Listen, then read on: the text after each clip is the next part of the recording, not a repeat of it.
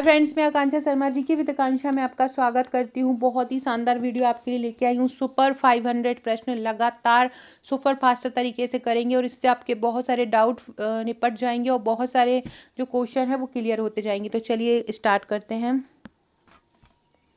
पहला क्वेश्चन है, किस रोग को विश्व से पूरी तरह समाप्त कर दिया है? कौन सा ऐसा रोग है जो विश्व से पूरी तरह समाप्त हो गया है? चेचक को विश्व से पूरी तरह समाप्त कर दिया है। चेचक को भारत से कब समाप्त किया था? चेचक को भारत से समाप्त किया था 1977 में। और विश्व से कब समाप्त कर दिया है? विश्व से कर दिया है 1980 में। चेचक को विश्व से भी पूरी तरह समाप्त कर दिया है और भारत से भी कर दिया है। विश्व से 1980 में कर दिया था। चेचक क्या है? एक बहुत संक्रामक बीमारी होती है और ये किसके कारण होती है? वेरियोला वायरस के कारण इसको होती है। चेचक किसके कारण होती है? चेचक जो होती है वेरियोला वायरस के कारण होती है। किसके कारण? वेरियोला वायरस के कारण चेचक होती है। और चेचक की जो वैक्सीन होती है वो एक सक्रिय वैक्सीन होती है। सक्रिय वैक्सीन होती है, दो प्रकार की वैक्सीन होती है, सक्रिय और निष्क्रिय। उसमें चेचक की जो वैक्सीन होती है वो सक्रिय वैक्सीन होती है। चेचक को हम चिकन पॉक्स और स्मॉल पॉक्स भी कहते हैं। छोटी माता चिकन पॉक्स कहलाती है। एडवर्ड जेनर जो थे वो चेचक के टीके के आविष्कारक थे। एडवर्ड जेनर को फादर ऑफ इम्यूनोलॉजी या टीकाकरण का जनक भी कहा जाता है। जेनर को अक्सर हम क्या कहते हैं? इम्यूनोलॉजी का पिता या फादर ऑफ इम्यूनोलॉजी या टीकाकरण का पिता कहा जाता है। जेनर को जिंदगी बचाने वाला भी कहा जाता है। इंपॉर्टेंट है, आपसे पूछेंगे कि कौन निम्न में से कौन से व्यक्ति को जिंदगी बचाने वाला कहा जाता है? तो जेनर है या एडवर्ड जेनर है, उसको जिंदगी बचाने वाला कहा जाता है। एडवर्ड जेनर ने काउपॉक्स सामग्री का उपयोग करके चेचक के टीके का परीक्षण किया। आपसे पूछेंगे कि एडवर्ड जेनर ने जो टीके बनाया है, जो टीके का प्रयोग किया है, वो किस पर किया है ना, किस तत्व पे किया है? तो इन्होंने काउपॉक्स के दानों पर, काऊ के दानों पर इन्होंने किया है, गाय के दानों पर किया है। खसरे की जो पहली वैक्सीन है वो कब दी जाती है? 9 से 12 महीने पर खसरे की पहली वैक्सीन दी जाती है। और जो खसरे की दूसरी वैक्सीन है वो कब दी जाती है? खसरे की दूसरी वैक्सीन 16 से 24 महीने पर दी जाती है। 2 वैक्सीन दी जाती है और सब क्यूटेनियस मोड पर ये दिया जाता है। सब क्यूटेनियस मोड पर खसरे की वैक्सीन दी जाती है। खसरे की खुराक कितनी दी जाती है? खसरे की जो खुराक होती है 0.5 ml मात्रा खसरे की दी जाती है। खसरे की खुराक कहाँ पर दी जाती है? दाहिनी भुजा पर। ये कौन सी जब बूस्टर खुराक देते हैं खसरे की तो कहाँ पर देते हैं? दाहिनी भुजा के ऊपरी भाग पर दी जाती है। खसरे की वैक्सीन कहाँ दी जाती है? दाहिनी भुजा के ऊपरी भाग पर ये दी जाती है। रुबेला के नाम से भी इसको जाना जाता है। खसरे के टीके का विषैला प्रभाव क्या होता है? टॉक्सिक शॉक सिंड्रोम होता है। मतलब टीका लगने के बाद हल्का सा बुखार आ जाता है, चिट्टे उठ जाते हैं, घबराहट होती है, पसीना आता है, वो खसरे के टीके का विषैला प्रभाव देखा जाता है। खसरे के टीके के प्रयोग करने के 4 से 5 घंटे बाद ये टॉक्सिक शॉक सिंड्रोम होता है। खसरे की वैक्सीन लगाई गई, उसके बाद 4 से 5 घंटे बाद क्या होता है? इसके जो दाने होते हैं या इसके असर होता है, प्रकट होना स्टार्ट हो जाता है। जर्मन खसरा किसको कहते हैं? रूबेला को कहते हैं। जर्मन खसरा में कहाँ पर चिकटे उठते हैं? चिकटे चेहरे पर उठ जाते हैं। कॉप्लिक स्पॉट, कॉप्लिक स्पॉट भी इसको बोला जाता है। खसरे के लिए जो चिन्ह उठते हैं शरीर पर उनको क्या बोला जाता है? कॉप्लिक स्पॉट बोला जाता है। इसको जर्मन खसरा भी कहते हैं। जर्मन खसरा क्या होता है? रूबेला वायरस से होता है। रूबेला से कौन सी वैक्सीन बचाते हैं? MMR वैक्सीन जो होती है, जिसको सबसे पहले 9 महीने में दे दिया जाता है विटामिन ए के साथ। और ये इसके बाद इसको जो होता है 9 महीने के बाद इसको लगभग 16 से 18 महीने में दिया जाता है। ये वैक्सीन जो होती है रूबेला से बचाती है। बच्चों को MMR टीका की 2 खुराकें लगवानी चाहिए। पहली 12 से 15 महीने की उम्र में और दूसरी 4 से 6 साल की उम्र में।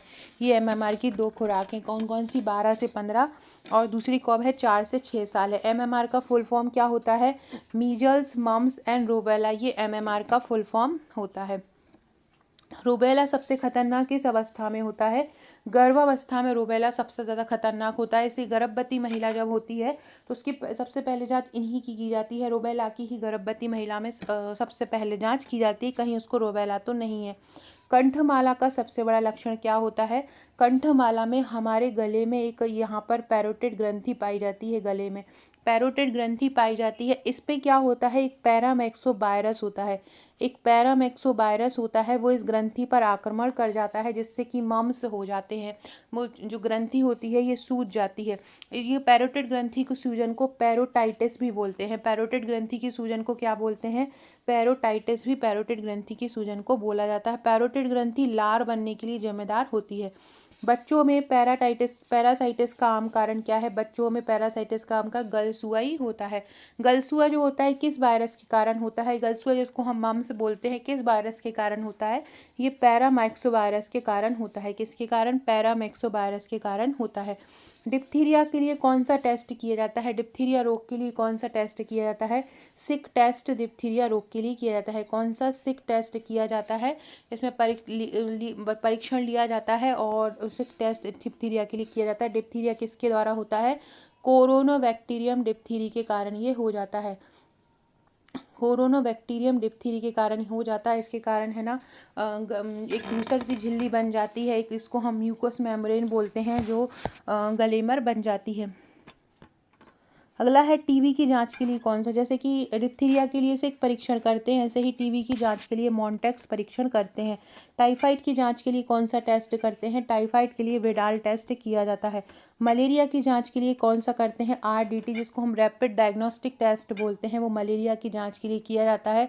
मलेरिया एक परजीवी द्वारा होने वाली बीमारी होती है। परजीवी का नाम क्या होता है? प्रोटोजोआ है ना। प्लाज्मोडियम प्रोटोजोआ के कारण ये होती है। मलेरिया की 4 प्रजाति होती हैं, बाइवेक्स, फैल्सीफेरम, ओवेल और मलेरियम, जिसमें जो फैल्सीफेरम होता है वो सबसे खतरनाक मलेरिया होता है।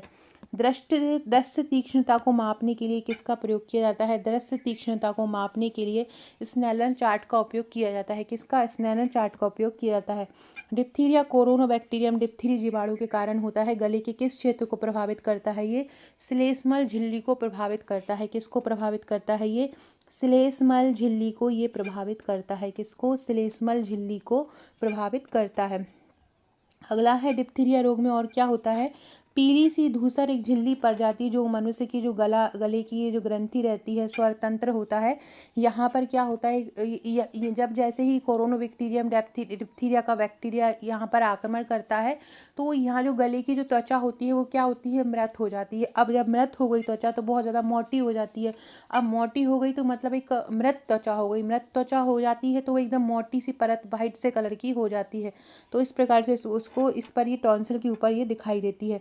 काली खांसी किसके कारण होती है? बोर्डेला पर्टुसिस नामक जीवाणु से ये होती है। मतलब काली खांसी पर्टुसिस नामक बैक्टीरिया के लिए जानी जाती है। काली खांसी को हम पर्टुसिस बोलते हैं। काली खांसी को क्या बोला जाता है? काली खांसी को पर्टुसिस बोला जाता है और इसके लिए डीपीटी का टीका भी लगाया जाता है जिसको हम क्या बोलते हैं? डिप्थीरिया पर्टुसिस टिटनेस बोलते हैं। क्या बोलते हैं? डिप्थीरिया पर्टुसिस टिटनेस इसको बोला जाता है और इसके लिए डीपीटी का टीका लगाया जाता है। काली खांसी को हूप ध्वनि के साथ आती है। हु करके ऐसी खांसी चलती है और कि इसको हिंसक खांसी भी बोलते हैं। काली खांसी को और क्या बोला जाता है? काली खांसी को हिंसक खांसी भी बोला जाता है और इसको 100 दिन की खांसी भी बोला जाता है। टीबी का सामान्य नाम क्या होता है? टीबी का सामान्य नाम होता है पल्मोनरी ट्यूबरकुलोसिस। देखो जब टीबी फेफड़ों को प्रभावित करती है तो हम उसको पल्मोनरी ट्यूबरकुलोसिस कहते हैं, लेकिन जब वो फेफड़ों के साथ साथ हड्डी को भी प्रभावित करती है तो उसको हम क्या कहते हैं? उसको हम एक्स्ट्रा पल्मोनरी ट्यूबरकुलोसिस कहते हैं। उसको हम क्या कहते हैं? एक्स्ट्रा पल्मोनरी ट्यूबरकुलोसिस कहते हैं। जब वो फेफड़ों के अलावा हड्डी पर भी प्रभावित कर देती है तो वो एक्स्ट्रा पल्मोनरी ट्यूबरकुलोसिस कहलाता है। जो टीबी जो होती है वो ट्यूबरकुलोसिस नामक बैक्टीरिया के कारण होती है। टीबी को क्या बोलते हैं? तपेदिक, यक्ष्मा तथा क्षय रोग भी बोलते हैं। फेफड़ों को प्रभावित करता है। लिम्फोसाइट की संख्या यदि हमारे शरीर में बढ़ जाती है तो किस में सूजन आ जाती है? यदि हमारे शरीर में लिम्फोसाइट की संख्या बढ़ जाती है तो लसिका ग्रंथि में सूजन आ जाती है। यदि लिम्फोसाइट की संख्या हमारे शरीर में बढ़ जाती है तो किस में सूजन आ जाती है? तो लसिका ग्रंथि में सूजन आ जाती है यदि लिम्फोसाइट की संख्या बढ़ जाती है तो। काली खांसी को क्या बोलते हैं? 100 दिन की खांसी भी बोलते हैं। डीपीटी की जो वैक्सीन है वो किस मोड पर लगाई जाती है? इंट्रामस्कुलर मोड पर लगाई जाती है। आईएम मोड पर लगाई जाती है। 0.5 ml मात्रा दी जाती है और बच्चों को ये 22 जांघ पर लगाई जाती है। शुरू में ये पेंटावेलेंट वैक्सीन के साथ दी जाती है 6वें, 10वें और 14वें सप्ताह में। MMR की जो वैक्सीन है वो कहाँ पे लगाई जाती है? सबक्यूटेनियस या चमड़ी के नीचे लगाई जाती है। टीबी का टीका कैसे लगाया जाता है? टीबी का टीका को BCG भी बोलते हैं, बैसिलस कैलमट गुरन इसको बोला जाता है, और ये आईडी मोड से लगाया जाता है। आईडी को हम क्या बोलते हैं? इंट्राडर्मल बोलते हैं। तो ये टीबी का टीका कैसे लगाया जाता है? इंट्राडर्मल मोड द्वारा या आईडी मोड द्वारा टीबी का टीका लगाया जाता है। संवाद करने के लिए अपने पूरे शरीर का उपयोग करना क्या कहलाता है? संवाद करने के लिए अपने पूरे शरीर का उपयोग करना शरीर की भाषा कहलाता है। क्या कहलाता है? शरीर की भाषा। चेहरे का भाव क्या है? शरीर की भाषा का ही हिस्सा है। चेहरे के जो हाव भाव होते हैं वो क्या है? शरीर की भाषा का ही हिस्सा होते हैं। मनुष्य में श्वसन के दौरान निकलने वाली वायु में ऑक्सीजन की मात्रा कितनी होती है? तो मनुष्य में श्वसन के दौरान निकलने वाली वायु में ऑक्सीजन की मात्रा 16% होती है। कितनी होती है? 16% होती है। मनुष्य में श्वसन के दौरान जो वायु निकलती है उसमें ऑक्सीजन कितने प्रतिशत होती है? उसमें ऑक्सीजन 16% होती है। श्वसन के दौरान जो बाहर निकल, बहुत इंपॉर्टेंट है, वेरी वेरी वेरी इंपॉर्टेंट। मनुष्य श्वसन के दौरान जो वायु निकालता है, जो कार्बन डाइऑक्साइड छोड़ता है तो और ऑक्सीजन लेता है, उसमें जो छोड़ता है उसमें ऑक्सीजन कितनी रहती है? 16% रहती है। पुरुष नसबंदी क्या है? एक सर्जिकल प्रक्रिया होती है जिसमें किसको काटा जाता है? इसमें बास डिफरेंस को काटा जाता है और उसको ब्लॉक कर दिया जाता है। बास डिफरेंस जहाँ से शुक्राणु जो निकलते हैं उसको क्या कर दिया जाता है? उसको काट दिया जाता है, फिर उसको ब्लॉक कर दिया जाता है। बास डिफरेंस क्या होती हैं? बास डिफरेंस वो नलिकाएं होती हैं जो अंडकोश से मूत्रमार्ग तक शुक्राणु को ले जाती हैं। क्या होती हैं? अंडकोश से मूत्रमार्ग तक किसको ले जाती हैं? शुक्राणु को ले जाती हैं। ये इस प्रकार की नलिकाएं होती हैं। वैसेक्टोमी क्या है? गर्भ निरोधक की एक टर्मिनल विधि होती है। फेफड़े में कितने लीटर गैस धारण करने की क्षमता होती है? फेफड़े जो होते हैं 5 लीटर तक गैस धारण कर सकते हैं। फेफड़े कितने लीटर तक गैस धारण कर सकते हैं? 5 लीटर तक गैस धारण कर सकते हैं फेफड़े। सामान्य रूप से जो सक्रिय व्यक्ति रहता है वो 24 घंटे में 5000 गैलन हवा सांस लेने के लिए इस्तेमाल करता है। मतलब लगभग 20,000 लीटर हवा सांस ले लेता है। मनुष्य जो होता है, जो सामान्य व्यक्ति होता है, लगभग कितनी जो हवा है वो सांस ले लेता है? कितने लीटर हवा को सांस लेने में उपयोग कर देता है? 20,000 लीटर या 50,000, 20,000 लीटर या 5,000 गैलन। कितना? 20,000 लीटर या 5,000 गैलन उसको इस्तेमाल कर सकता है। हमारा शरीर सबसे ज़्यादा जल और कार्बन डाइऑक्साइड निष्कासित करता है। हमारा शरीर सबसे ज़्यादा क्या निष्कासित करता है? सबसे ज़्यादा जल को निष्कासित करता है वायु, यूरिन, और हवा के द्वारा क्या करता है? कार्बन डाइऑक्साइड को निष्कासित करता है। ये भी याद रखना कि व्यक्ति जो होता है वो कितनी हवा सांस लेने के लिए इस्तेमाल करता है? 5,000 गैलन करता है 24 घंटे में। 24 घंटे में कितने हवा सांस लेने के लिए इस्तेमाल करता है? 5,000 गैलन हवा का सांस लेने के लिए इस्तेमाल करता है 24 घंटे में। ठीक है। फेफड़े क्या होते हैं? फेफड़े श्वसन तंत्र का एक अभिन्न अंग होते हैं। फेफड़े मुख्य रूप से क्या करते हैं? कार्बन डाइऑक्साइड छोड़ते हैं लेकिन थोड़ी मात्रा में जल वाष्प भी निकालते हैं। फेफड़े क्या करते हैं? मुख्य रूप से कार्बन डाइऑक्साइड छोड़ते हैं और कार्बन डाइऑक्साइड के साथ साथ क्या करते हैं? जल वाष्प भी निकालते हैं। लगभग 400 ml प्रतिदिन वो जल वाष्प निकालते हैं। फेफड़े क्या करते हैं? जल वाष्प कितना निकालते हैं? 400 ml प्रतिदिन निकालते हैं। किशोर अवस्था को कौन सी अवस्था कहा जाता है? तनाव एवं तूफान की अवस्था किशोर अवस्था को कहा जाता है। एकीकृत जो बाल विकास है जिसकी स्थापना अक्टूबर 1975 में हुई थी, उसका उद्देश्य क्या है? जो 3 से 6 वर्ष तक के बच्चे हैं उनको अनौपचारिक शिक्षा प्रदान करना। इसकी स्थापना 1975 में हुई थी। 3 से 6 वर्ष तक के बच्चों को अनौपचारिक शिक्षा देता है। ICDS का फुल फॉर्म क्या है? Integrated child development services scheme, ये इसका फुल फॉर्म होता है। बाल विवाह निषेध अधिनियम के अंतर्गत जिला न्यायालय से क्या तात्पर्य होता है? पारिवारिक न्यायालय। फ्रेंड, मैंने कल सुबह एक इतनी शानदार वीडियो बनाई है। जितने भी अधिनियम हैं, अभी तक के जितने भी अधिनियम हैं महिलाओं से संबंधित, बाल विवाह हो, घरेलू हिंसा हो, प्रसव पूर्व लिंग चयन हो, है ना, MTP एक्ट जो हो, या अनैतिक व्यापार अधिनियम हो, कार्यस्थल पर लैंगिक उत्पीड़न अधिनियम हो, और जो जितने भी अधिनियम है, मातृत्व लाभ अधिनियम हो, सारों की मैंने ट्रिक के साथ सॉल्व करवाया है। मैं कमेंट बॉक्स में उसकी लिंक डाल दूंगी, उसको ज़रूर देख लीजिएगा। मतलब बहुत ज़्यादा इंपॉर्टेंट वीडियो है, उससे आपके सारे अधिनियम का रिवीजन हो जाएगा। एक साथ एक बार में आपके सारे अधिनियम पढ़े हो जाएंगे और एक साथ आप उसको अच्छे से तैयार कर पाओगे। तो उस वीडियो को ज़रूर देख लेना। बाल विवाह निषेध अधिनियम जो आया था 26 अक्टूबर 2006 में आया था, और सॉरी, घरेलू हिंसा अधिनियम आया था 26 अक्टूबर 2006 को। बाल विवाह जो निषेध अधिनियम आया था वो तो 2006 में आया था और 2007 में लागू हुआ था। बाल विवाह निषेध अधिनियम कब आया था? 2006 में आया था और 2007 में इसको लागू किया था। 1 नवंबर 2007 से लागू किया था। मैंने इसको कल ट्रिक द्वारा याद भी करवाया था कि बालकों का साथ ही केवल जरूरी होता है। ठीक है, इसके अंतर्गत पारिवारिक न्यायालय बनाए जाते हैं। इन पारिवारिक न्यायालय को क्या बोलते हैं? कुटुंब न्यायालय कहते हैं। बाल विवाह प्रतिषेध अधिनियम कब आया था? 2006 में आया था। इसमें लड़कियों की उम्र 18 वर्ष और लड़कों की 21 वर्ष उम्र बताई गई है। इसके लिए अगर कोई उल्लंघन करता है तो 2 साल तक की सजा और 1 लाख रुपए जुर्माना लगता है। कितने की सजा लगती है? 2 साल तक की सजा लगती है अगर जो बाल विवाह करवाता है उसको 2 साल की सजा लगती है और 1 लाख का जुर्माना लगता है। बाल विवाह से उत्पन्न जो संतानें होती हैं उसको किसकी कस्टडी में सौंपा जाता है? माता की कस्टडी में सौंपा जाता है। शारदा एक्ट ये 1929 में आया था। ये भी किससे संबंधित है? बाल विवाह से संबंधित है। बाल विवाह प्रतिबंध अधिनियम 1929 को शारदा एक्ट कहा जाता है। बाल विवाह प्रतिबंध अधिनियम है, देखो वो एक जो हम पढ़ रहे थे वो बाल विवाह निषेध अधिनियम है और ये कौन सा है? ये बाल विवाह प्रतिबंध अधिनियम है। ये कब आया था? 28 सितंबर 1929 को आया था। इसको किसने पारित किया था? Imperial legislative council of India में इसको पारित किया गया था। प्रधानमंत्री मातृ वंदना योजना कब लागू हुई? 1 जनवरी 2017 को ये लागू हुई और 31 जनवरी 2016 को इसकी घोषणा हुई है। इसके अंतर्गत पहले बच्चे के जन्म पर 5,000 रुपये की राशि और दूसरे बच्चे के जन्म पर 6,000 रुपये की राशि सरकार द्वारा दी जाती है। वर्तमान में ये ICDS के अंतर्गत योजना आती है और महिला बाल विकास मंत्रालय द्वारा चलाई जा रही है। 9वीं पंचवर्षीय योजना कब आई? 1997 से 2002 में आई थी। 9वीं पंचवर्षीय योजना कब आई थी? 1997 से 2002 में आई थी। अटल बिहारी जो वाजपेयी थे इस समय प्रधानमंत्री भी थे। कौन? अटल बिहारी वाजपेयी। फ्रेंड्स आप देख रहे हैं इसमें सारे टॉपिक कंप्लीट हो रहे हैं। बहुत शानदार ये ई बुक है। इसमें करीब 675 प्रश्न है। ये आपको हमारे हम जीतेंगे बैच में मिल जाएगी। जिसने भी हमारा हम जीतेंगे बैच लिया है उसको ये PDF मिल जाएगी। बहुत शानदार क्वेश्चन है इसमें, आप देख रहे होंगे हर एक फैक्ट बहुत इंपॉर्टेंट बनाया है। बाल विवाह प्रतिषेध अधिनियम 2006 में कितनी धाराएं हैं? 21 धाराएं हैं। दुग्ध ग्रंथियों को दुग्ध के स्नावन हेतु उत्तेजित करने वाला हार्मोन कौन सा है? प्रोलैक्टिन। मतलब दुग्ध के स्नावन को हेतु उत्तेजित करता है, दुग्ध को बनाता है प्रोलैक्टिन और दूध को बाहर आने के लिए प्रेरित करता है ऑक्सीटोसिन।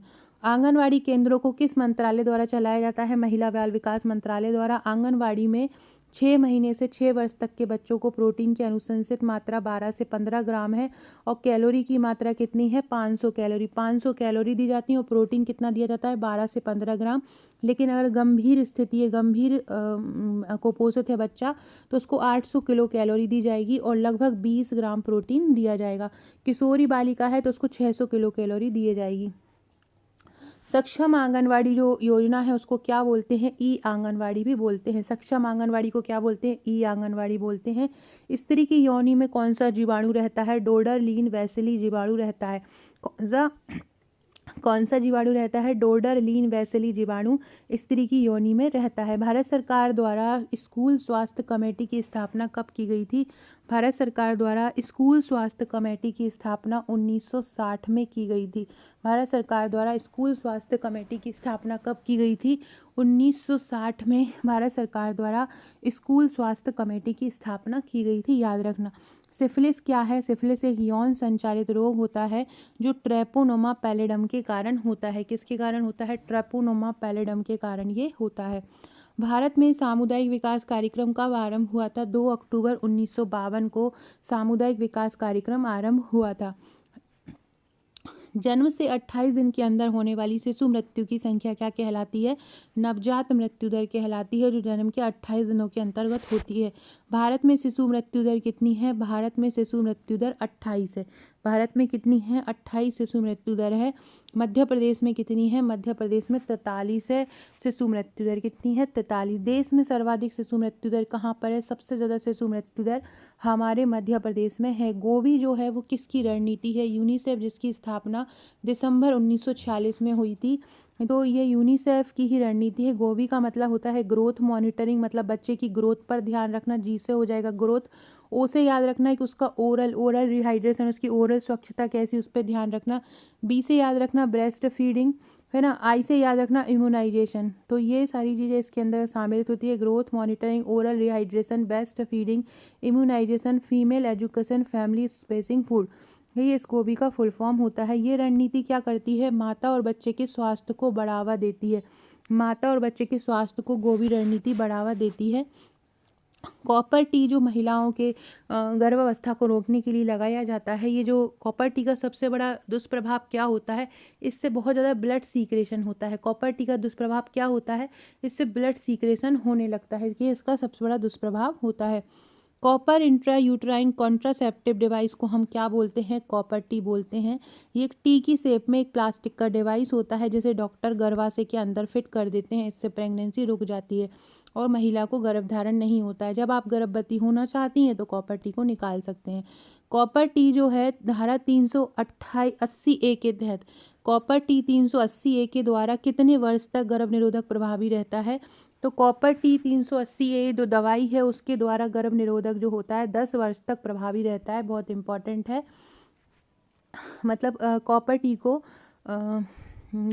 जो 380A है वो कितने वर्ष तक गर्भ निरोधक को रोके रखता है, तो वो 10 वर्ष तक गर्भ निरोधन को रोका रखता है। कितने वर्ष तक रोके रहता है, 10 वर्ष तक वो गर्भ निरोधक को रोका रहता है।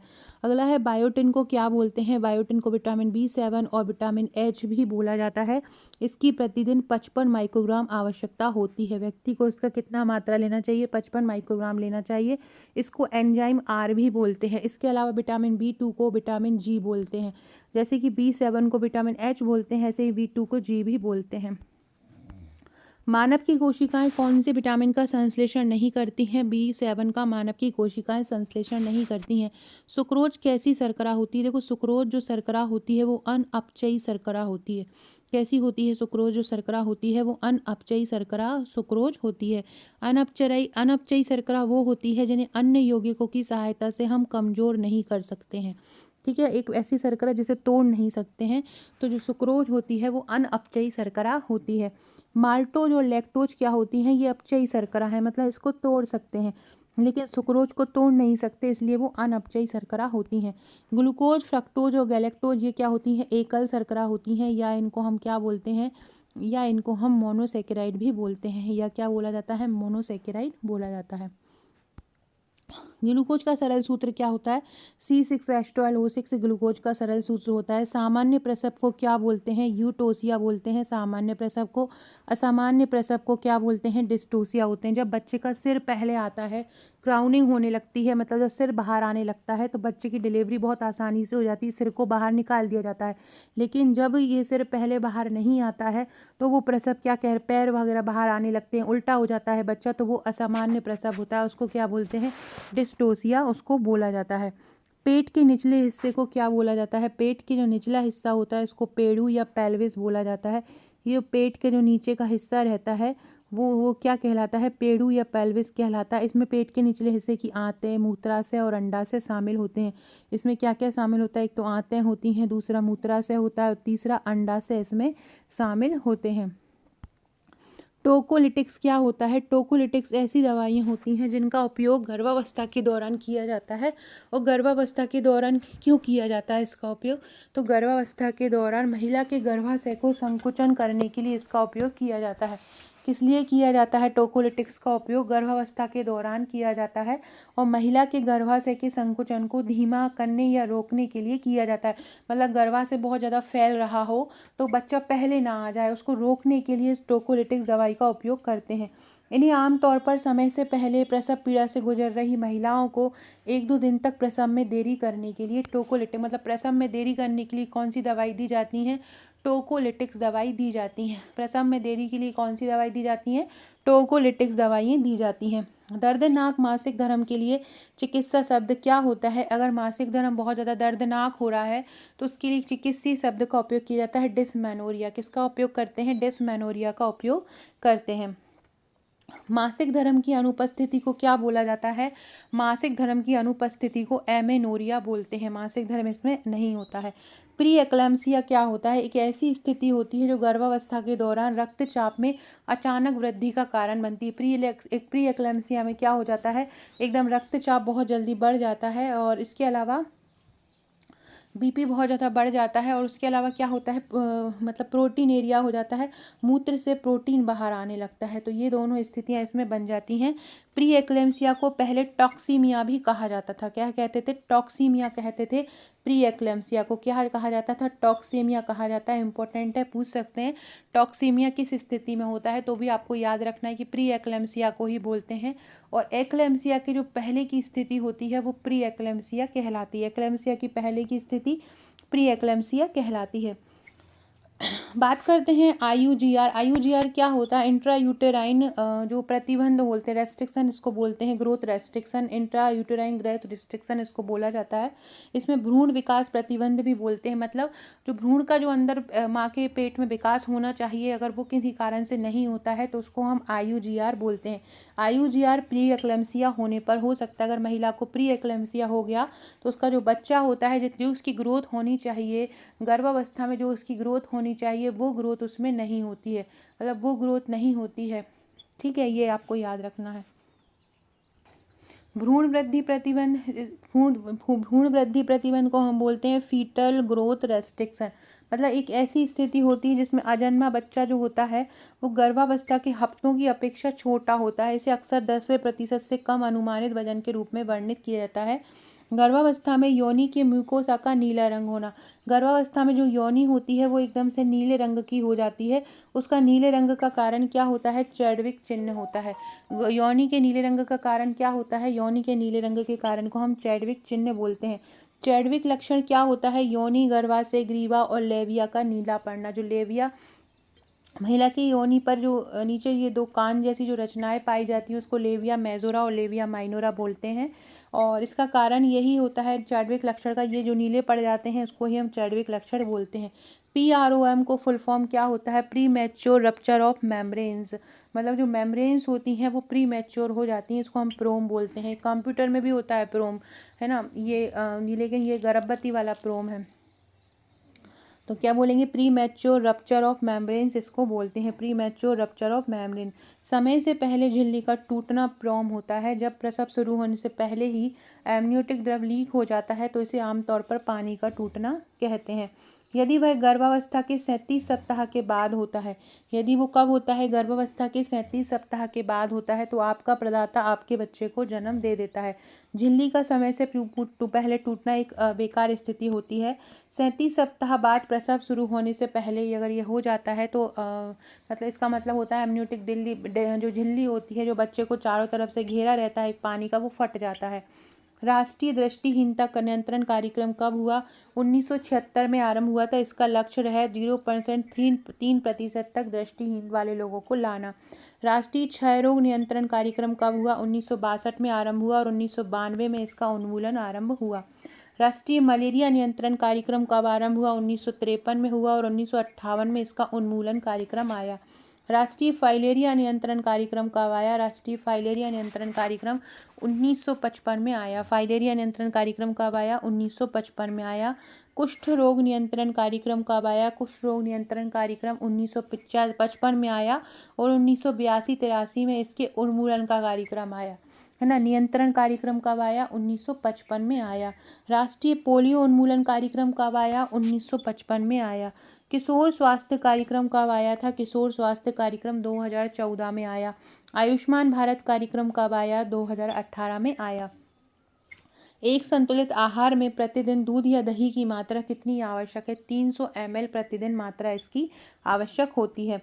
ICMR NIN 2020 RDA के अनुसार प्रति 2000 किलो कैलोरी पर फाइबर की कितनी मात्रा निर्धारित की गई है? कि ICMR 2024 में बोला गया है कि यदि कोई व्यक्ति 2000 किलो कैलोरी ले रहा है तो उसको उसमें से 30 ग्राम फाइबर जरूर लेना चाहिए, नहीं तो वो जो कैलोरी होगा वो पचेगा ही नहीं। ये रफेज क्या करते हैं? खाने को पचाने में मदद करते हैं। ICMR 2024 के अनुसार दालों की कितनी मात्रा, अनाज की कितनी मात्रा लेना चाहिए? अनाज की मात्रा लेना चाहिए 250 ग्राम। अनाज की कितनी मात्रा लेना चाहिए? 250 ग्राम। दालों की कितनी मात्रा लेना चाहिए? 85 ग्राम लेना चाहिए। फल प्रतिदिन कितना लेना चाहिए? 100 ग्राम लेना चाहिए। फैट कितना लेना चाहिए? 27 ग्राम फैट प्रतिदिन लेना चाहिए। नट्स और सीड कितने लेना चाहिए? 35 ग्राम लेना चाहिए। और 100 ml दूध से कितना ग्राम प्रोटीन मिलता है? 3.4 ग्राम प्रोटीन मिलता है। गर्भवती महिला को विटामिन डी की कितनी मात्रा आवश्यक है? गर्भवती महिला को 600 इंटरनेशनल यूनिट विटामिन डी आवश्यक है। एक साधारण आदमी को भी इतना ही आवश्यक है, एक साधारण पुरुष को भी इतना, महिला को भी इतना ही आवश्यक है, धात्री को भी इसका इतना ही आवश्यक है। सारे लोगों को इतनी ही मात्रा इसकी आवश्यक होती है। प्रतिदिन साधारण पुरुष को विटामिन डी की 600 ही चाहिए, साधारण महिला को भी 600 ही चाहिए और स्तनपान कराने वाले को भी 600 ही चाहिए। आशा और एएनएम का फुल फॉर्म पूछा जा सकता है तो accredited social health activist. Accredited social health activist इसका फुल फॉर्म होता है। एएनएम का क्या होता है? Auxiliary nurse midwife. एएनएम का क्या होता है? Auxiliary midwife, auxiliary nurse midwife ANM का फुल फॉर्म होता है। आशा कार्यकर्ता, एएनएम और आंगनवाड़ी कार्यकर्ता हमारे स्वास्थ्य कर्मी की रीढ़ होती हैं। आशा कार्यकर्ता किसकी रीढ़ होती हैं? ये एएनएम और आंगनवाड़ी कार्यकर्ता हमारे स्वास्थ्य कर्म की रीढ़ है। मतलब आशा कार्यकर्ता हुई, एएनएम हुई और आंगनवाड़ी कार्यकर्ता, ये तीनों ही हमारे स्वास्थ्य कर्मी की रीढ़ होती हैं। ये तीनों ही, आशा कार्यकर्ता, एएनएम और आंगनवाड़ी कार्यकर्ता। टेटेनी जो रोग होता है वो किसकी कमी से हो जाता है? कैल्शियम की कमी से टेटेनी नामक रोग हो जाता है। कैल्शियम हमारे शरीर में अगर कोई खनिज सबसे ज़्यादा मात्रा में है, आवश्यक है, तो वो कैल्शियम है। इसकी कितनी मात्रा प्रतिदिन आवश्यक होती है? 1000 मिलीग्राम आवश्यक होती है एक वयस्क पुरुष और वयस्क महिला को। जबकि जो धात्री महिला होती है उसको कितनी होती है? 1200 मिलीग्राम धात्री महिला को होती है। 1 से 1.5 किलो कैल्शियम पाया जाता है हमारे शरीर में और इस महिला में पाया जाता है लगभग 1.5 ग्राम और पुरुषों में पाया जाता है लगभग 2.5 ग्राम। ये कैल्शियम की मात्रा होती है। फ्लोरीन की कमी से क्या हो जाता है? दंत क्षय, दांतें को क्षरण होना स्टार्ट हो जाता है फ्लोरीन की कमी से। बच्चों में आयोडीन की कमी से क्या हो जाता है? अवटु वामन तक क्रिटेनिज्म हो जाता है और वयस्कों में घेंगा हो जाता है।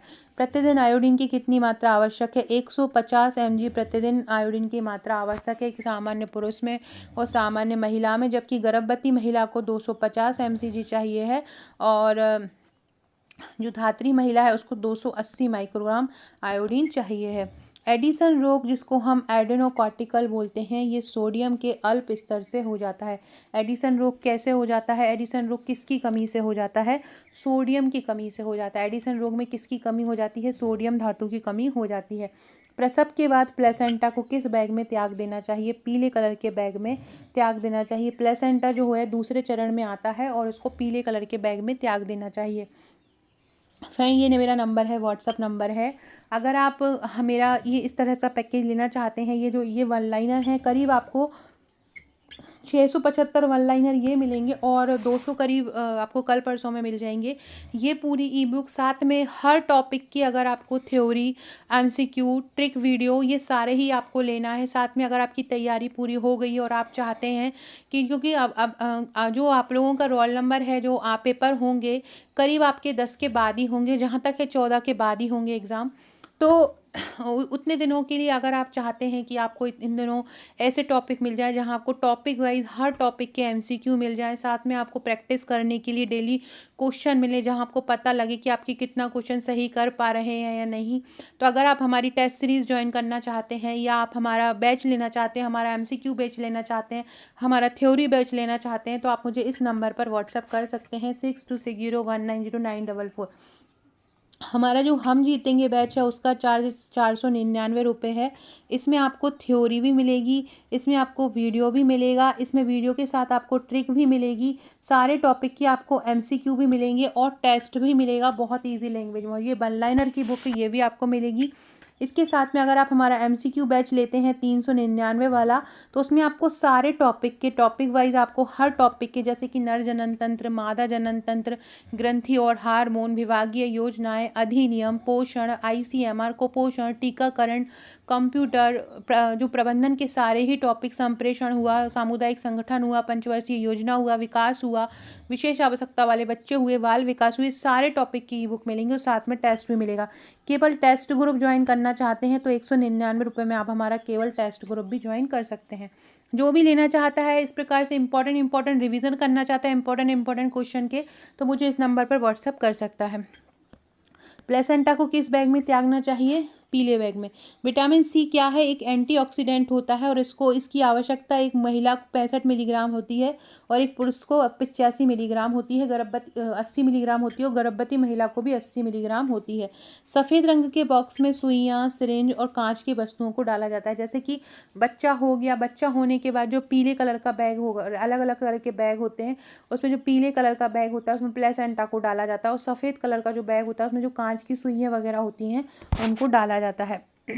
पेलेग्रा रोग से बचने के लिए आहार में किसको शामिल करना चाहिए? पेलेग्रा रोग से बचने के लिए जो खाद्यान्न है उसमें ईस्ट को शामिल करना चाहिए। ईस्ट खाना चाहिए। अगर ईस्ट कोई व्यक्ति खाता है अच्छे से, है ना, तो उसको पेलेग्रा रोग वाली समस्या नहीं होती। पेलेग्रा रोग जिसको हम 3D रोग भी बोलते हैं, ये पेलेग्रा के कारण ही हो जाता है। इसमें डायमेंशिया हो जाता है, डायरिया हो जाता है, मतलब दिमागी स्थिति खराब हो जाती है, डायरिया हो जाता है। स्थिति ये पेलेग्रा के कारण ही बनती है। पेलेग्रा रोग विटामिन B3 के कारण हो जाता है, इसको नियासिन भी कहते हैं।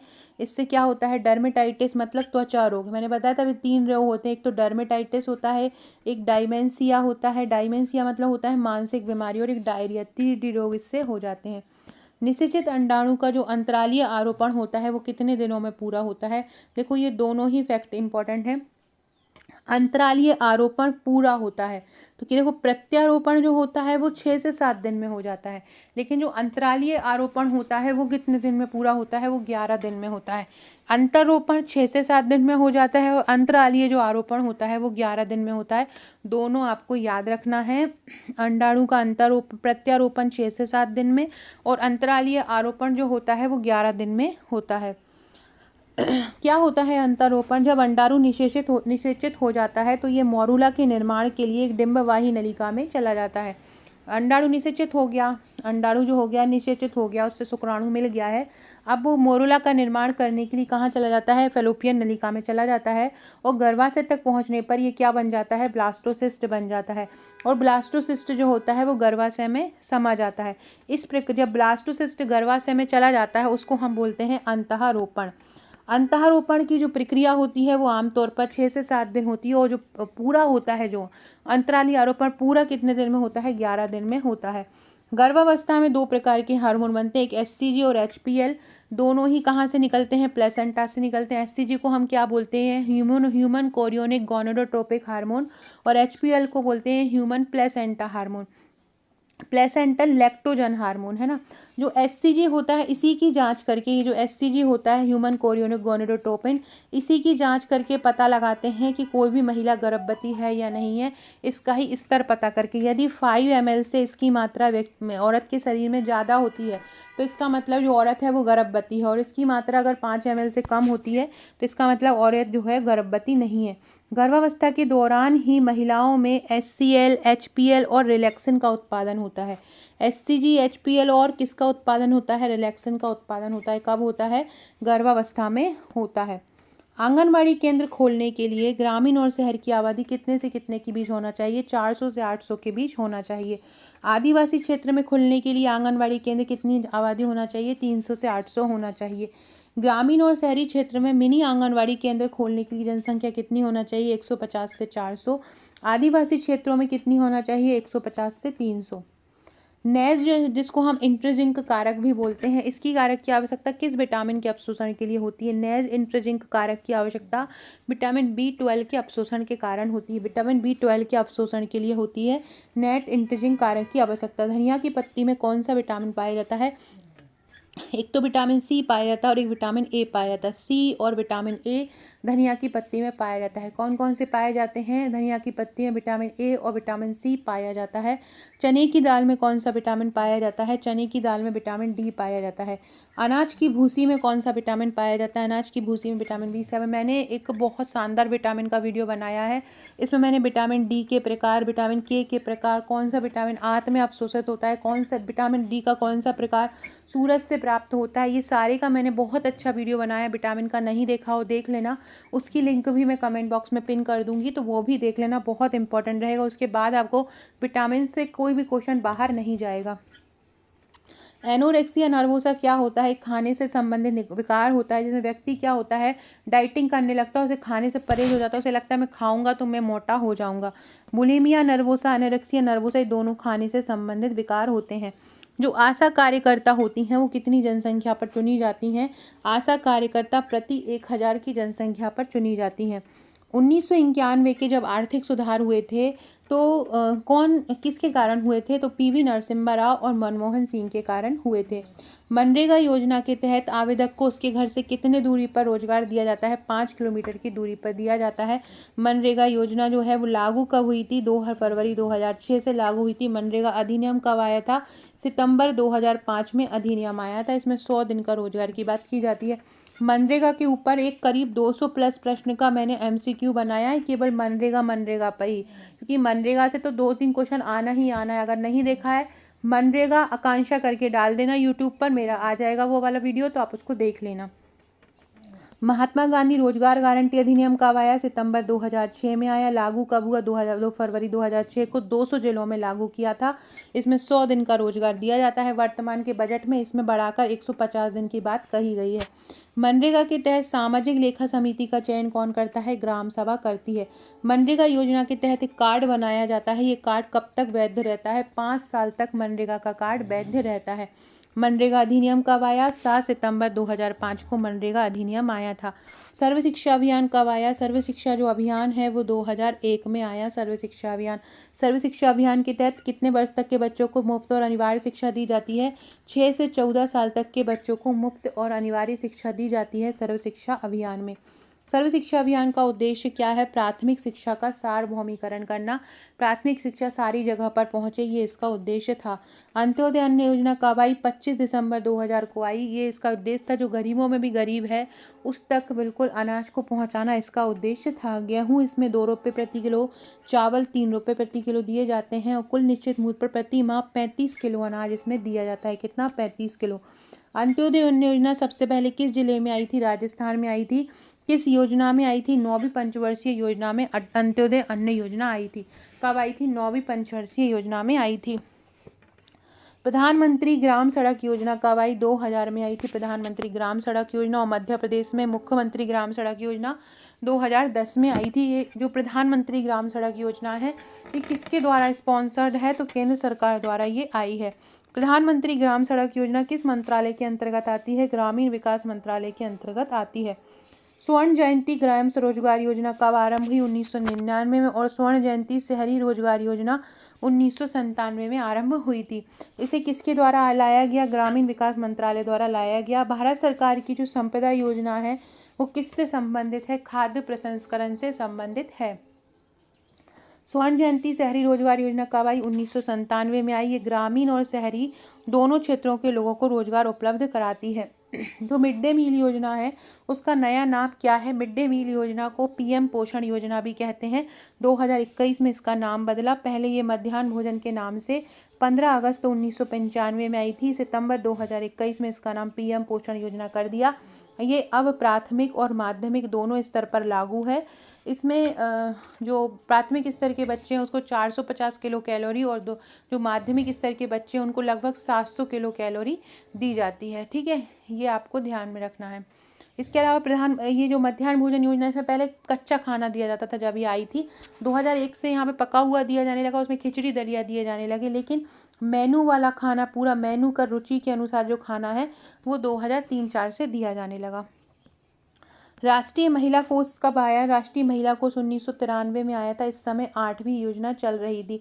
राष्ट्रीय महिला कोष 8वीं पंचवर्षीय योजना में आया था और इसलिए इसकी महिलाओं के लिए इसको राष्ट्रीय ऋण कोष भी कहते हैं। रोजगार आश्वासन योजना कब आई? 2 अक्टूबर 1993 को रोजगार आश्वासन योजना आई थी। कब आई? 2 अक्टूबर 1993। इस समय भी कौन सी योजना चल रही थी? 8वीं योजना चल रही थी। आप लोग के लिए एक मैराथन वीडियो लेके आऊँगी विभागीय योजनाओं की। उस विभागीय जो योजनाओं में क्या करेंगे, उसमें क्या करेंगे, जितनी भी योजना अभी तक आई हैं विभागीय, ग्रामीण विकास विभाग की, मध्य जो महिला बाल विकास विभाग की, जनजाति विभाग की, उन सारी योजनाओं को हम बहुत शानदार तरीके से पढ़ेंगे।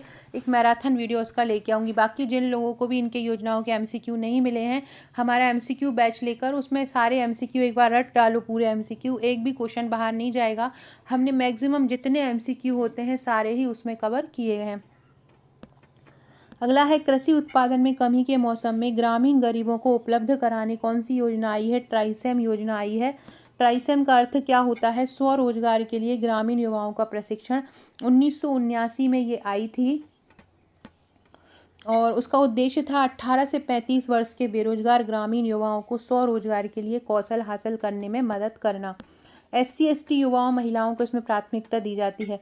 बेसन स्टेन परीक्षण की होता है, किसके लिए होता है? जो बेसन स्टेन परीक्षण होता है वो प्लेग रोग के लिए होता है।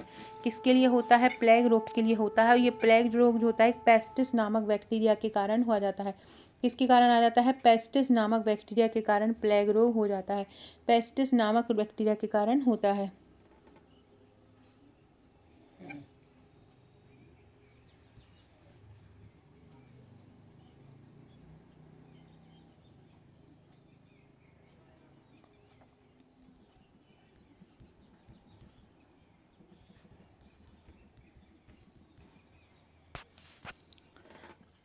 एड्स मानव शरीर में किसके कारण होता है? एड्स मानव शरीर में रेट्रोवायरस के कारण होता है। और ये जो इसके लिए एंटी रेट्रोथेरेपी भी इसके लिए दी जाती है एड्स के लिए। एड्स का जो कार्यक्रम है 1992 से आया और एड्स की जो एड्स समिति बनी थी 1986 में बनी थी। ठीक है, एड्स जो रेट्रोवायरस के कारण होता है और इसका जो समूह होता है वो लेंटीवायरस के कारण होता है। कॉलर बोन को क्या बोलते हैं? कॉलर बोन को हम ब्यूटी बोन भी बोलते हैं। कॉलर बोन को क्या बोलते हैं? ब्यूटी बोन भी बोलते हैं। औषधि अवशोषण की दर सबसे अधिक कहाँ पर होती है? औषधि अवशोषण की दर जो होती है सबसे ज़्यादा होती है बड़ी आंत में। औषधि कहाँ पे सबसे ज़्यादा अवशोषित होती है? बड़ी आंत में सबसे ज़्यादा अवशोषित होती है। किडनी का भार एक वयस्क मनुष्य में कितना होता है? एक वयस्क मनुष्य में किडनी का भार 150 ग्राम होता है। MMR की टीका जो है, MMR की जो वैक्सीन है उसकी खोज किसने की थी? MMR की वैक्सीन की खोज हिलमैन ने की थी। किसने की? हिलमैन ने MMR की वैक्सीन की खोज की थी। और कब की थी इस हिलमैन ने MMR की वैक्सीन की खोज? 1971 में की थी। प्रधानमंत्री सुरक्षित मातृत्व योजना की शुरुआत कब हुई? 2016 में हुई थी। इसका उद्देश्य क्या है? हर महीने 9 तारीख को गर्भवती महिलाओं को निःशुल्क प्रसव पूर्व देखभाल मतलब चिकित्सा प्रदान करना। टीकाकरण प्रौद्योगिकी मिशन कब आया था? टीकाकरण जो प्रौद्योगिकी मिशन आया 1986 में आया था। टीकाकरण प्रौद्योगिकी मिशन कब आया? 1986 में आया। फ्रेंड्स 6260190944 ये मेरा व्हाट्सअप नंबर है। अगर आपने मुझे अभी तक व्हाट्सअप पर फॉलो नहीं किया है तो व्हाट्सअप ग्रुप से जुड़ जाइए। व्हाट्सअप पर अपना नंबर सेव करवा दीजिए हाई लिखकर। बहुत सारे बैच हम स्टार्ट करने वाले हैं। प्रीलिम्स 2026 के लिए एक 6 महीने का बैच स्टार्ट करने वाले हैं। इसके अलावा MP आबकारी का बैच स्टार्ट करने वाली हूँ। ये सारे ही बैच ट्रिक ही रहेंगे जहाँ पर ट्रिक द्वारा तैयारी करवाई जाएगी। MP आबकारी का बैच स्टार्ट करने वाली हूँ। MP SI का बैच स्टार्ट करने वाली हूँ।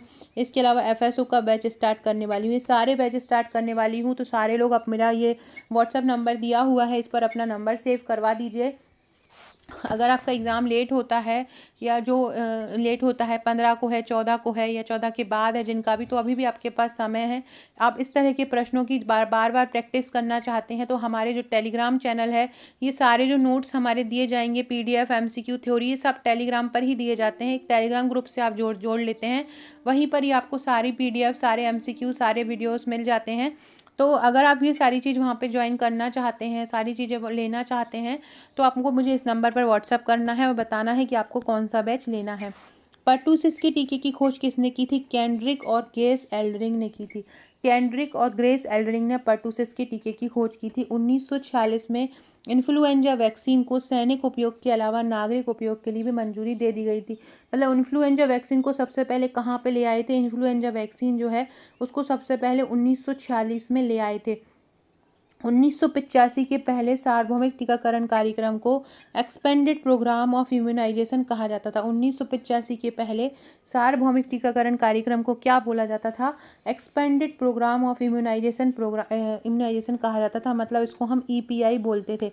अभी क्या बोलते हैं? 1985 से UPI बोलते हैं और पहले क्या बोला जाता था? EPI बोला जाता था। HIV संक्रमण से फैलने से कौन सी प्रतिरक्षा प्रभावित होती है? अगर HIV किसी व्यक्ति के शरीर में फैल गया है तो उससे कौन सी प्रतिरक्षा प्रभावित होगी? सेलुलर प्रतिरक्षा उसके कारण प्रभावित होती है। कौन सी? सेलुलर प्रतिरक्षा प्रभावित होती है अगर HIV संक्रमण का जो फैलाव अगर हो जाता है।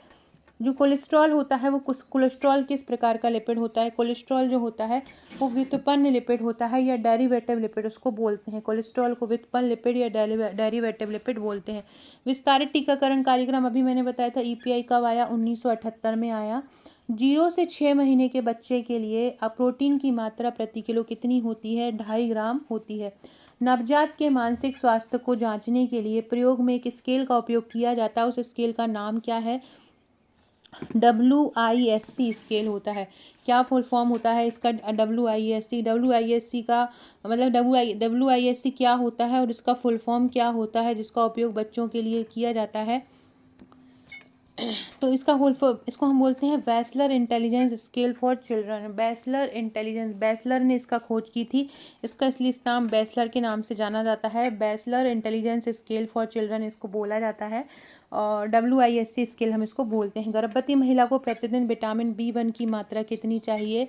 2 मिलीग्राम चाहिए है। और विटामिन B2 की मात्रा कितनी चाहिए है? 2.7 मिलीग्राम चाहिए। अहस्तक्षेपी नेतृत्व क्या कहा जाता है? अहस्तक्षेपी नेतृत्व को लेसेज फेयर नेतृत्व भी कहते हैं। अहस्तक्षेपी नेतृत्व क्या कहलाता है?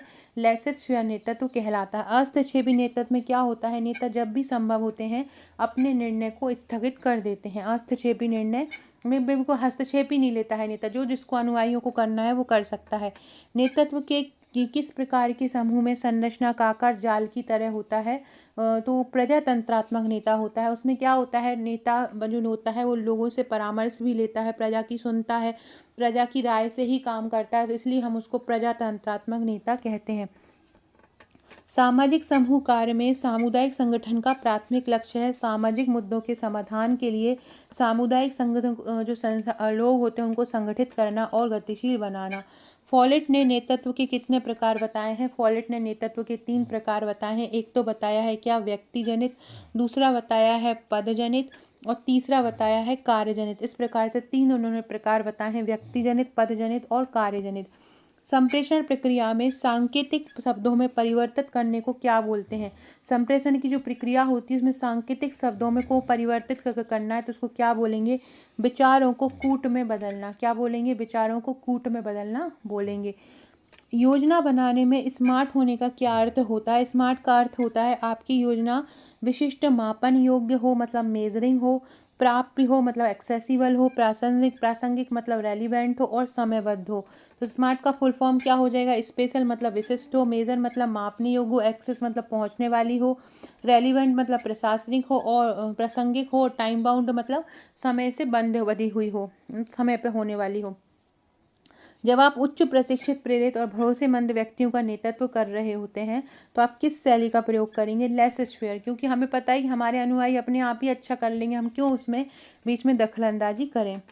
फ्रेंड्स, ये मेरी आकांक्षा 1957 मेरी इंस्टाग्राम आईडी है। अगर आप लोगों ने अभी तक मुझे इंस्टाग्राम पर फॉलो नहीं किया है तो फॉलो कर लीजिएगा।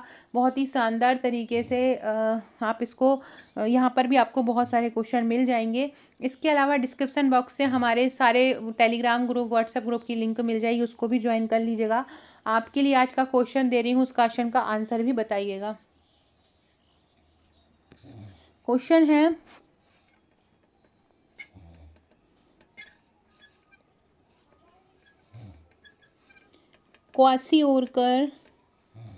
क्वासिओरकर की खोज कब हुई? क्वासिओरकर जो रोग है उसकी खोज कब हुई ये आपको बताना है। क्वासिओरकर रोग की खोज कब हुई ये आपको मुझे बताना है। ये एक प्रोटीन एनर्जी कुपोषण होता है या प्रोटीन एनर्जी माल न्यूट्रिशन हम इसको बोलते हैं। प्रोटीन एनर्जी कुपोषण कहलाता है ये। इसको आपको मुझे बताना है कि इस क्वासिओरकर जिसको हम मून फेस भी बोलते हैं इसकी खोज कब हुई ये आपको मुझे बताना है। अगला है, मैं ही सही हूँ यह आदर्श किस नेतृत्व को बताता है? निरंकुश नेतृत्व को बताता है। मैं ही सही हूँ, तुम सब गलत हो, मैं जो कहूँगा वही सही होगा, ये कौन सा नेतृत्व होगा? निरंकुश नेतृत्व होगा। निरंकुश मॉडल किस पर आधारित होता है? शक्ति पर आधारित होता है। किस पर होता है? शक्ति पर। संरक्षी मॉडल किस पर आधारित होता है? धन पर आधारित होता है। संरक्षी मॉडल किस पर आधारित होता है? धन पर आधारित होता है। और निरंकुश मॉडल किस पर आधारित होता है? निरंकुश मॉडल शक्ति पर आधारित होता है और संरक्षी मॉडल धन पर आधारित होता है। मैस्लो ने एक आवश्यकता पदानुक्रम का नियम दिया था, उसमें सबसे पहली जो आवश्यकता थी वो कौन सी थी? सबसे पहली जो आवश्यकता थी वो शरीर की आवश्यकता थी। कौन सी? शरीर की। तो शारीरिक आवश्यकता पहली आवश्यकता है। तीसरी पंचवर्षीय योजना में औद्योगिकरण की रणनीति के रूप में आयात प्रतिस्थापन की अवधारणा शुरू हुई। आपसे पूछेंगे जो आयात प्रतिस्थापन की जो अवधारणा है वो कब शुरू हुई थी, तो जो प्रतिस्थापन की जो अवधारणा है वो तीसरी पंचवर्षीय योजना में आरंभ हुई। कब आरंभ हुई? तीसरी पंचवर्षीय योजना में आरंभ हुई। पांचवी पंचवर्षीय योजना के दौरान आपातकाल लगाया गया था। किस योजना में आपातकाल लगाया गया? पांचवी योजना में। पांचवी पंचवर्षीय योजना कब से कब तक आई थी? 1974 से 1979 तक आई थी। इसको बीच में ही रोक दिया था क्योंकि इंदिरा गांधी सरकार गिर गई थी और जनता पार्टी की सरकार मोरारजी देसाई की सरकार आ गई थी। ये पूरा लिखा है। पांचवी पंचवर्षीय योजना के बाद सरकार बदल दी थी, जनता पार्टी की सरकार आई, मोरारजी देसाई ने रोलांग प्लान चलाया था 1977 में। प्रत्येक मानव गुर्दे में कितने नेफ्रॉन होते हैं? करीब 10 लाख नेफ्रॉन प्रत्येक मानव गुर्दे में होते हैं। कितने? करीब 10 लाख नेफ्रॉन मानव गुर्दे में होते हैं। एक वृक्क से औसतन प्रति मिनट कितना रक्त प्रवाह होता है? तो किडनी से औसतन जो प्रवाह होता है रक्त वो 1200 सीसी होता है। 1200 सीसी रक्त प्रवाह होता है प्रतिदिन किडनी से। कितना? 1200 सीसी प्रति मिनट होता है, प्रतिदिन नहीं, प्रति मिनट प्रवाह होता है। ठीक है, याद रखिएगा, प्रति मिनट 1200 सीसी प्रवाह होता है। वृक्क द्वारा प्रति मिनट बनने वाले जो निस्पंदन की मात्रा है उसको क्या बोलते हैं? उसको ग्लोमेरुलर निस्पंदन दर बोलते हैं। ग्लोमेरुलर निस्पंदन दर उसको बोलते हैं। प्रत्येक जो गुर्दे की लंबाई होती है, जो गुर्दा होता है उसकी लंबाई कितनी होती है?